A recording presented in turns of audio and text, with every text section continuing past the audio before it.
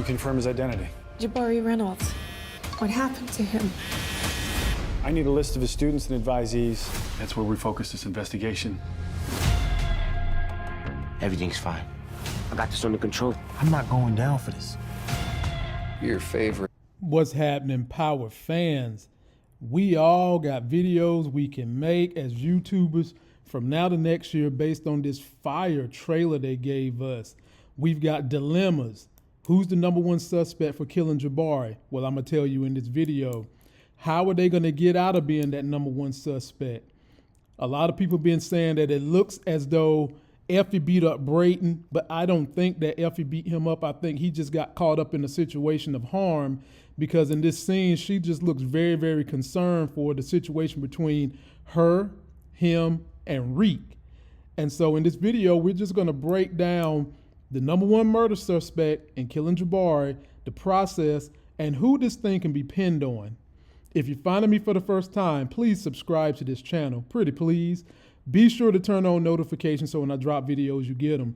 If you ever want to join us when we go live Monday, Tuesday, and Wednesday night at 9 p.m. Eastern Time and Theorycraft, just hit me up on Instagram with a DM and join me on Instagram.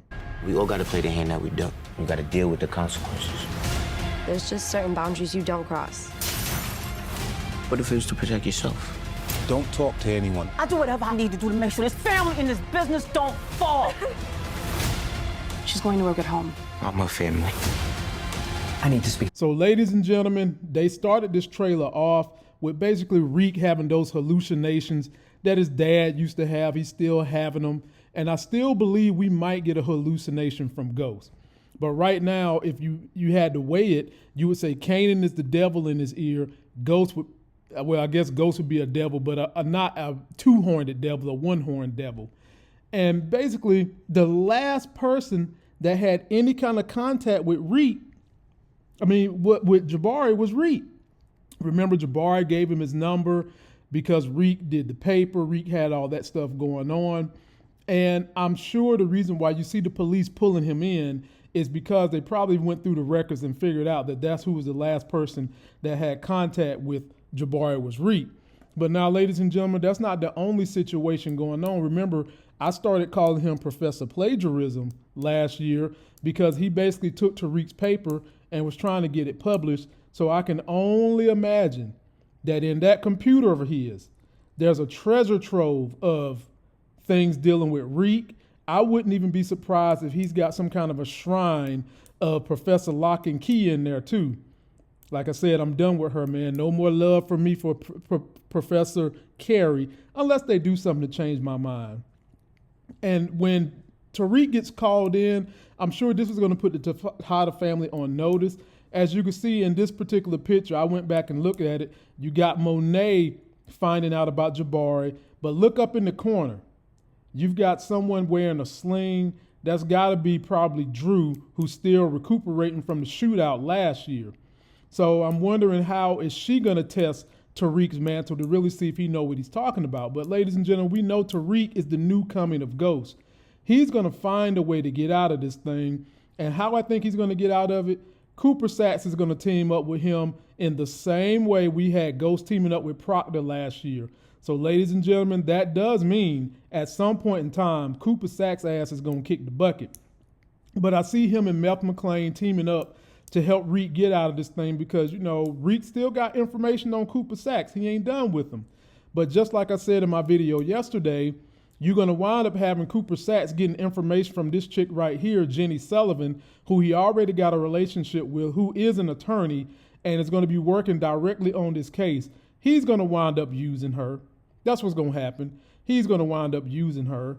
And at some point in time, Tariq is going to have to probably wind up killing somebody this season.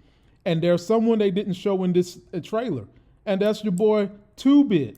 Because, you know, he still owes 2-Bit a favor because 2-Bit saved his ass in that shooting where Bars came through to try to kill him. Now, I want you guys to keep Bars in mind because we're about to come back to him in a second. But it makes you wonder, what is 2-Bit's role going to be with Tariq? Is it going to be helping Tariq, or is it going to be Tariq double-crossing 2-Bit and killing him? And then, ladies and gentlemen, we can't forget about this thing with Yaz. I pretty much mentioned in my video yesterday that the whole reason Tate is here is because he's going to have to some way, somehow help out Reek get custody and deal with Yaz. Now, if you guys can remember from Power, he was able to help Dre get custody of his kid. Now, this was all going on while the whole lieutenant governor race was going, as I mentioned in my trailer yesterday. But you can cool believe this is going to be the type of setup in which Tate is going to get involved, and Tate's brother is going to be on this season too. So we might get a whole new fleshing out to catapult us to his story. But at the same time, what is it that Tate is going to want from Reek? And my question is, what can Reek provide Tate that he would want? Because Tate has still got his political ambitions and he still has connections in the police department.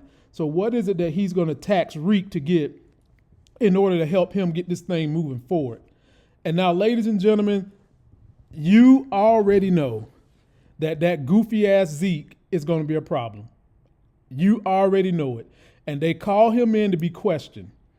Think about how they've got him connected. We've seen from the trailer that Professor Lock and Key is still messing around with Zeke. And I'm telling y'all, the way Monet interrogated him about Professor Lock and Key, I don't know nothing. I don't know nothing. He is going to crack under intense questioning. So this is the second person that could possibly lose their life at the hands of Tariq this season, Zeke, because he's so close to Professor Megram, and Megram has an idea about the Tejada family, but she doesn't know a lot. And Megram is so devastated by Jabari's death.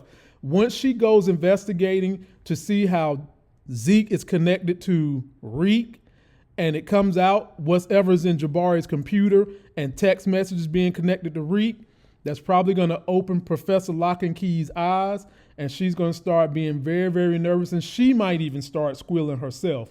But my two suspects that Reek might kill is 2-Bit and definitely Zeke. But we also got to think about, there's also the opportunity to frame this thing on somebody else, my people. And another character that we did not see in this whole thing is our boy Lil Guap. Oh, Lil Guap. They didn't really show Lil Guap in this thing. And we know he's got beef with the Tejada family. You know, Lil Guap's past is he was a former business associate of Monet and Lorenzo Tejada and the leader of the GTG gang. But he done gone rogue, my people, and they've had some situations. And he's connected to the death and murders of Bars, who he sent with Kane to kill Tariq, and it backfired thanks to 2-Bit. And we also can't forget about Rico, shot to death by Monet for shooting up at the place. Lil Guap gave him the drop on where she was at. So those are two deaths connected to Lil Guap.